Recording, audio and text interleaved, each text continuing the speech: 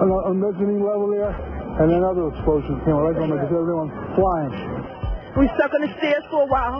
We finally got down to the lobby. Then we get to the lobby, this is a big explosion. I was real lucky. I don't know what happened to the people behind me when that blast occurred. And was actually on the 78th floor of the second tower, and was evacuating the tower and experienced all these explosions and made his way back down.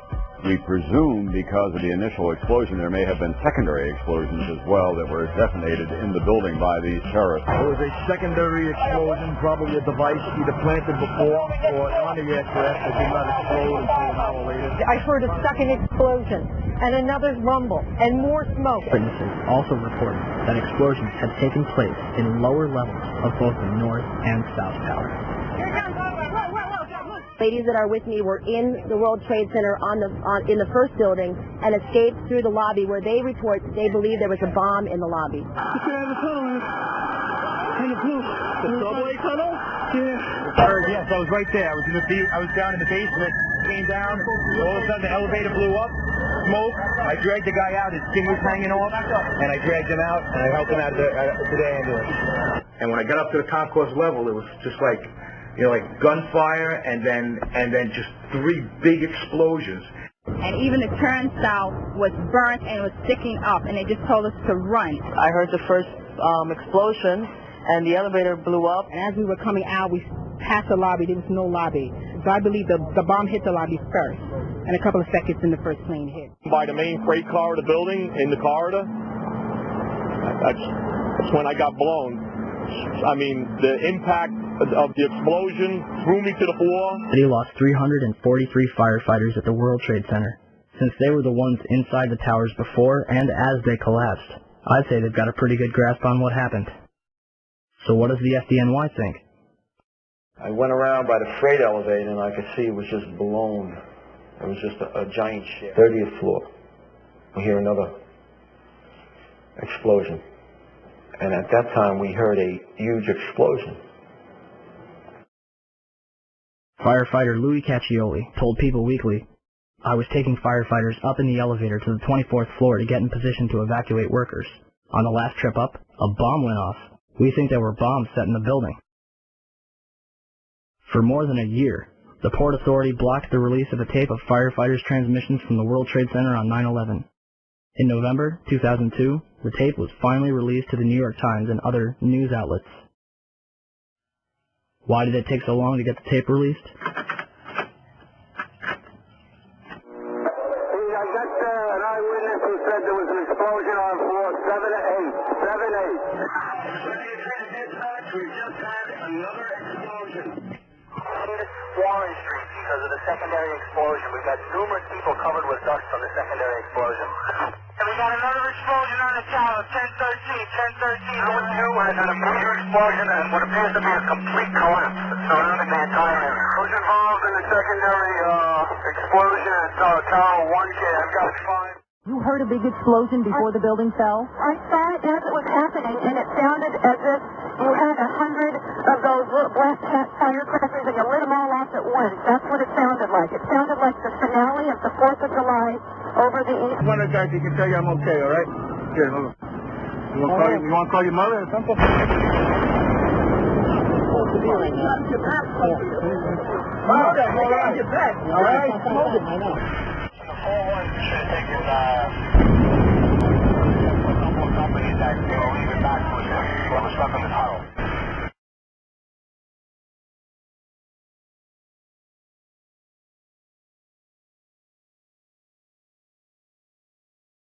Of ammonium nitrate and caused local earthquakes between magnitude 1 and 2.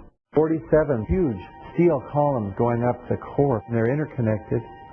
How do you get them to fail simultaneously so the core disappears? It looks like those core columns were cut. The way we do this is by cutting the beam at an angle.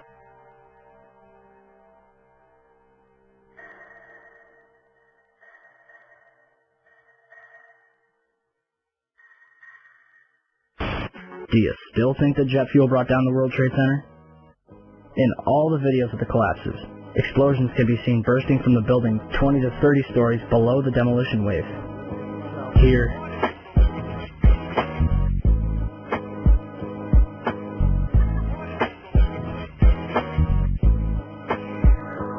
here,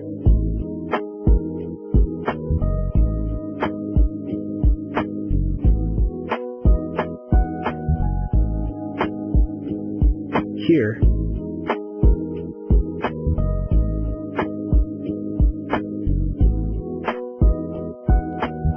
here,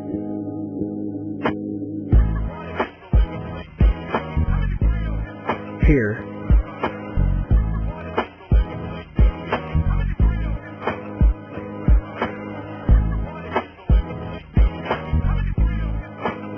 and here. Etienne Sarre was filming her documentary, World Trade Center, the first 24 hours, and caught both collapses on tape. Watch carefully.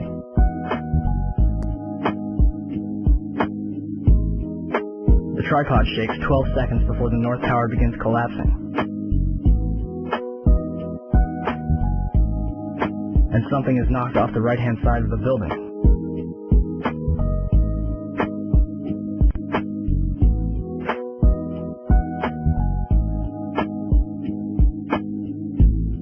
You're probably asking, if there were bombs in the building, how would they get in there without anyone noticing? Ben Fountain, a financial analyst who worked in the World Trade Center, told People magazine that in the weeks before 9/11, there were a number of unannounced and unusual drills where sections of both the Twin Towers and Building 7 were evacuated for security reasons. Daria Cord, a guard in the North Tower, told Newsday that security detail was working 12-hour shifts for 2 weeks before 9/11, but on Thursday the 6th, bomb-sniffing dogs were abruptly removed from the building. So who authorized all this? President Bush's brother, Marvin, was board of directors at Securicom from 1993 until fiscal year 2000. Securicom, now known as Stratasec, is an electronic security company backed by Kuwait American Corporation, which provided security for United Airlines, Dulles International Airport, and from the early 1990s up to the day of 9/11, the World Trade Center. Marvin is also the former director at HTC Insurance Holdings, which insured parts of the World Trade Center on 9/11. More information on this was supposed to be disclosed and never was.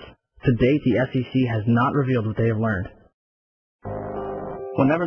Sempre que essas evidências são apresentadas, as pessoas fazem as diferentes perguntas. A primeira é, se aviões diferentes foram usados, o que aconteceu com os originais? Infelizmente, não existe possibilidade de saber o que realmente aconteceu. Entretanto, se pudéssemos ver o conteúdo das caixas pretas dos aviões, se provaria se são os aviões originais. Um avião comercial carrega 2 caixas pretas diferentes. De acordo com o FBI, 7 das 8 foram danificadas e não é possível repará-las. Resumindo, 7 caixas diferentes, feitas dos materiais mais resistentes conhecidos pelo homem, foram completamente destruídas e irreparáveis. Mas um passaporte feito de material frágil, conhecido como papel, conseguiu passar por uma explosão de 1100 graus e caiu sem danos a alguns quarteirões, onde o FBI convenientemente encontrou para incriminar Saddam Hussein.